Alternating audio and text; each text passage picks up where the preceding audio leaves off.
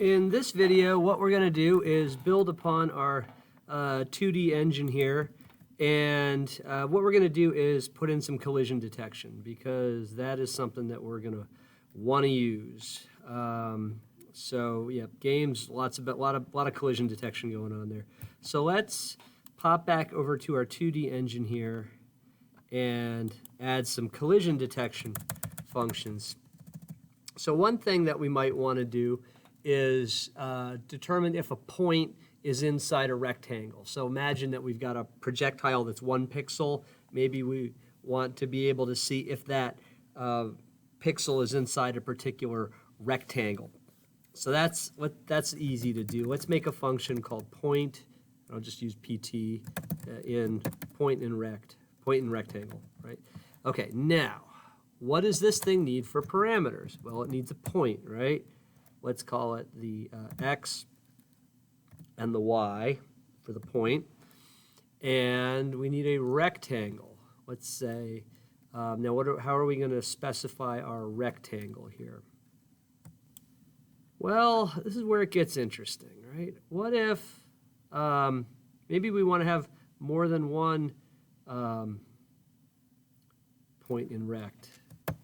All right, I think I know what I'm going to do here. Let's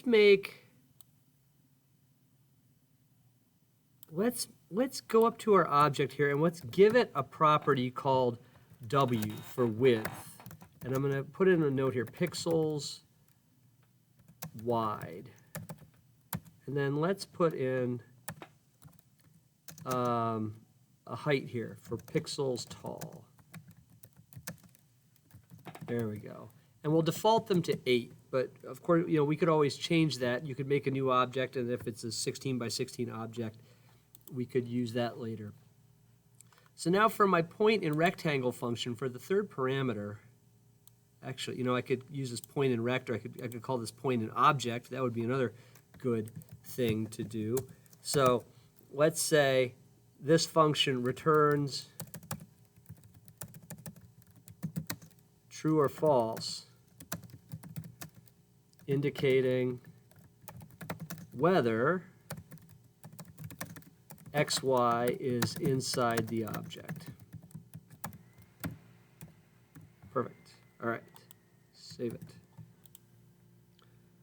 Now, what we need to do is determine if x is within the lateral bounds of that object. So what we can do is say if the x-coordinate is greater than or equal to the object's x-coordinate. Now, because remember, we're centering our objects at their pixels, or we're centering objects at their center. We're drawing their sprites around their center rather than kind of at the top left. So we need to subtract off half of the object's width. Object's width divided by 2. And the x-coordinate is less than or equal to the object's x-coordinate plus its width divided by 2. Or actually, we could even, we could change that. I'd say let's leave it like that. Let's leave it like that. So there's our x check. And what I'm going to do here now is I'm just going to clone this for y. So I'm going to say if the object's, or if the point's y-coordinate is greater than or equal to if the y-coordinate is greater than the object's y-coordinate minus half the object's height, and the y-coordinate is less than the object's y-coordinate plus half of the object's height, then it's inside that box and I can return true. Otherwise, I'll return false down here at the bottom. So if I got to the bottom, that means I didn't return out here. When you return out of a function, you immediately quit. You immediately quit that function. You immediately jump out. So you're not going to get here. So when you return true, you're done. You're out of this function. If we ever ended up down here, it's because we didn't return true here. So if we got here, we know that the point is not inside the rectangle. So there's a point in rectangle function that we can use now. So what I've done here is I have now made, I want to test out my code. So my philosophy is always write a little bit of code, test a little bit of code, write a little bit of code, test a little bit of code. So let's test if this works.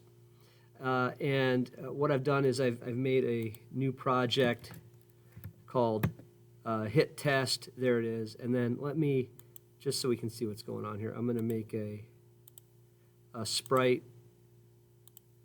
Oh, God. There we go. All right. And save my project. So what I'm going to do now is make an object,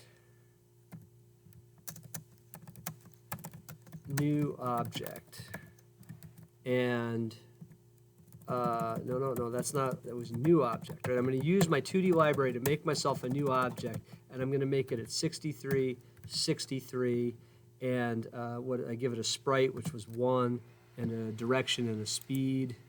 I forgot, a speed and a direction, So let's speed 0 and a direction, doesn't matter. All right, and then in my draw function here, let me say draw, or o.draw. Oh, all right, and then I'm not even going to bother updating the object. But in my update function, what I'm going to do is I will say, let me make, what am I going to use for my point here? If I run this, what happens? Does it work? Does it? Yes. Okay, there's my sprite. Let's clear the screen. You know what I'll do here? I'm going to speed code this thing. I'm going to make a variable called cx for the cursor x, and I'm going to set it to like 63. I'm going to set the cursor y equal to 20 or something, and then in the draw function, what I'll do is I'll do p set cx cy, and I'll draw it in white. Oh, actually, you know what? I've got my colors file. Awesome. All right, so then what I'm going to do is I'm going to paste in some code so I can move my cursor around.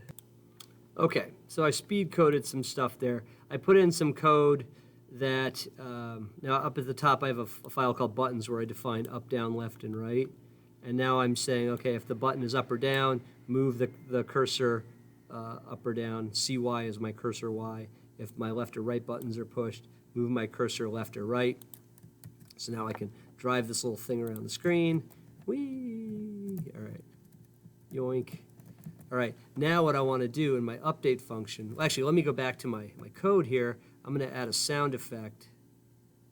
All right, that's going to be real annoying, but whatever. And save it. Now what I want to do is say in my update function, just to test out that my collision stuff works, I'm going to say if point in rect, and then my cursor x, my cursor y, and that object O that I'm drawing in the center of the screen, that's the yellow circle. If that's true, then I want to play sound effect 0. All right, so let's try that. Uh-oh, it crashed. All right, let's go fix that. Attempt to index a local y. I probably just forgot to preface it with an object name. Let's go check it out. Oh, stupid typo right there. You probably saw that ages ago. All right, let's check it out. Let's try it again. Oh, something wrong there. Something wrong there. But that, it works left. It works up, down. We're close. Let's check it out. Oh, there's the other silly mistake. That was supposed to be the object's height and the object's height. There we go. All right. So silly mistakes. There we go. Okay, but there's our point and rectangle function. Let's try it now. Ooh-ha. There we go. All right, so there's our point and rectangle function. That's sure to be useful for something. So there's our code. it takes the x and a y for the point, and it takes the object to check against. And it's assuming that this is one of the objects you've created with your new object function, so that it actually has an x and a y and a w and an h. So there's a point and rect function. All right, and now in the next video, what we'll do is we'll add like a rectangle hit function that'll tell us if two rectangles overlap.